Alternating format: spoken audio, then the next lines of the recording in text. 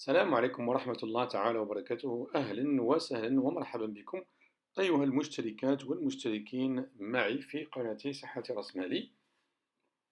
اليوم موضوع مهم كبقية المواضيع السابقة، وهو علاج طبيعي وغذاء مفيد جدا لأمراض تضخم الغدة الدرقية. نعرف كثير من الناس راهم يعانيوا متدمرين ومتشوكين ومتفاجئين بوجود هذا التضخم.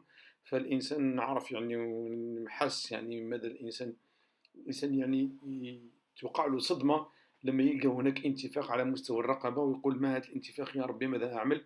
ما هو العلاج؟ إن شاء الله جبت لكم بطرق كثيرة في الفيديوهات السابقة، وهذه المرة مكمل لهذيك الحلول، تلك الحلول اللي أعطيتها من قبل.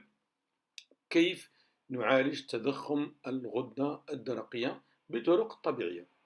قبل هذا الأمر ما تنسوش أنكم تشتركون وأنكم تفعلون الجرس، وهذا الخير ما تنسوش أنكم تشاركوه مع الآخرين. هكذا هذا الخير إن شاء الله يصل للجميع وتعم الفائدة.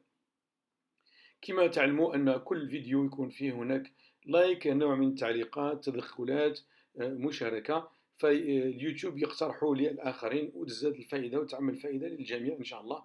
هذا ما نطلب منكم فقط. الناس اللي مش مشتركين حاولوا أنكم تشتركون، هكذا يأتيكم إن شاء الله كل جديد لكي تستفيدوا وتعم الفائدة للجميع بإذن الله. إذن موضوع انتفاخ الغدة الدرقية أو ما يسمى بالجواتر، تعرف أن صاحبه يعاني من مشاكل في الوزن. الوزن تاعو ينقص بصورة رهيبة ويكون مضطرب، وهذا الوزن بالرغم من أنه يحاول يأكل ويزيد في المأكولات، إلا أن الوزن هو وبالعكس يمشي في انحدار حذاري من علامات تضخم الغدة الدرقية. وكذلك إذا تضخمت الغدة الدرقية ممكن أن الإنسان يعاني من خروج الأعين من الإطار نتاعها من وجهه. هذا كذلك من العاهات اللي ممكن تؤدي إلى مشاكل الغدة الدرقية، وممكن يقع كذلك مشاكل في نمو الإنسان، وكذلك تكون هناك نحافة في الجسم. النحافة هذه تكون من علامات انتفاخ الغدة الدرقية ولو كانت متخبية. ممكن تكون أنها مختفية، يكون عندنا جهة منتفخة فقط في الغدة الدرقية. ممكن هذه العلامة من علامات فقدان الوزن وضعف الإنسان، دليل على أننا ننتبه. ممكن عندنا الغدة الدرقية لا تشتغل جيدا. كثرة التعرق كذلك من بين الأسباب، ومشاكل التنفس والصعوبة في التنفس. ولما نعمل يعني مجهود ولو بسيط نكون عندنا يعني الإنسان ينهج، يحاول يخرج التنفس بصعوبة.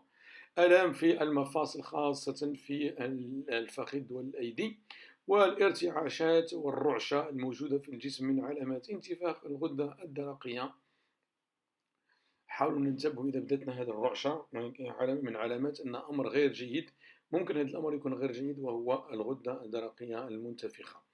السيدات دورتهم الشهرية تكون غير منتظمة، ممكن تكون تطول، ممكن تأتي بغزارة، ممكن لا تأتي. كل هذه الأمور من شأنها أنها تعقد حياة المرأة. وكذلك من بين الأمور هي نبضات القلب التي تكون غير عادية وتنبض بصورة غير طبيعية.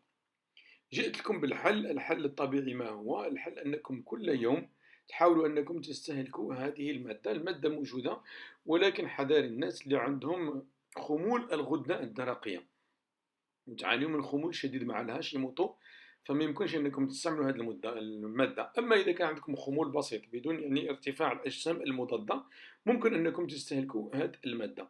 ما هي هذه الماده التي ممكن ناخذها؟ طبيعيا ناخذها ان شاء الله ونشرب منها شراب كاس يومي. يوميا نشرب كاس من هذه الماده. الماده هي وكما تشاهدون على الصوره، وهي عباره عن نتمنى أنكم عرفتوها. ماذا تشبه؟ تشبه مادة نعم. هناك الكثير من خلال الصورة عرفوها وعرفوا ما هي وما اسمها، فأخذوها إن شاء الله طبيعيا. هذه المادة تأخذوها طبيعيا وتأخذوا منها شراب. هي تشبه القمح، ليست قمح، هي لون داكن وقليلة الجلوتين، غير جيدة لأصحاب خمول الغدة الدرقية. هذا الشراب هو شراب الشعير. نعم، مادة الشعير. إذن أشرب لكم الشعير الناس اللي عندهم إفراط، اشربوا الشعير الناس اللي عندهم خمول ضعيف وليس بارتفاع الأجسام المضادة، وإن شاء الله يعزز إفرازات الغدة الدرقية ويحاول أنه يقضي على انتفاخ الغدة الدرقية. نشكر كل من وصل حتى هذا المستوى من الفيديو. نحييكم تحية طيبة، والسلام عليكم ورحمة الله تعالى وبركاته.